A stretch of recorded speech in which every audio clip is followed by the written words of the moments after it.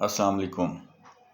ایک بہت ضروری بات لوگ ہر نماز میں پڑھتے ہیں، اہدنا الصراط المستقیم، اے اللہ ہمیں سیدھا راستہ دکھا، اور لوگ سیدھے راستے کی تلاش میں ہیں، جبکہ اللہ تعالیٰ نے اپنے نبی کو قرآن پاک میں بتا دیا ہے جو سیدھا راستہ ہے۔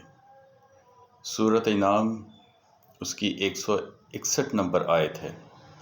اس میں اللہ تعالیٰ نے فرمایا ہے قُلْ اِنَّنِی ہَدَانِی رَبِّی اِلیٰ صِرَاطٍ مُسْتَقِیم، کہہ دیجئے کہ میرے رب نے مجھے سیدھے راستے کی ہدایت دی ہے۔